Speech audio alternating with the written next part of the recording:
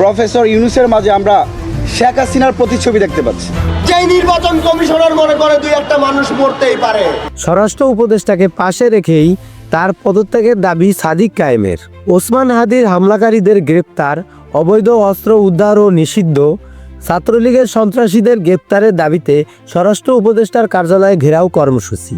ঢাকা বিশ্ববিদ্যালয় থেকে সচিবালয় অভিমুখে ডাকসু নেতাদের মিছিলে 3 দফা বাধা দেয় পুলিশ। শিক্ষা ভবন মোড়ে অবস্থান নিয়ে বিক্ষোভ করেন আন্দোলনকারীরা। কিছুক্ষণ পর সচিবালয়ে প্রবেশ করেন ডাকসু ভিপি সাদিক কায়েমের নেতৃত্বে 10 সদস্যের প্রতিনিধি দল। স্বরাষ্ট্র উপদেষ্টার সঙ্গে দেখা করে তার এবং আইন ও পররাষ্ট্র উপদেষ্টার পদত্যাগের দাবি করেন তারা। এ সময় গুলির ঘটনা বিচ্ছিন্ন বলে দেওয়া ইসির মন্তব্য প্রত্যাহারের দাবি জানান ডাকসু ভিপি। পরে স্বরাষ্ট্র উপদেষ্টা জানান ডাকসুর নেতাদের দাবি যৌক্তিক, দ্রুত ব্যবস্থা নেওয়া হবে মন্ত্রণালয়ে। এদিকে হামলাকারীদের গ্রেপ্তারের ব্যর্থতা ও দেশব্যাপী আইন শৃঙ্খলা পরিস্থিতির অবনতির অভিযোগে স্বরাষ্ট্র উপদেষ্টার পদত্যাগ সহ 3 দাবিতে সোমবার দুপুর 12টার পর শাহবাগ মোড়ে অবস্থান করে জাতীয় ছাত্র শক্তি। এরপর 3 ঘন্টা পর সড়ক ছেড়ে যান তারা।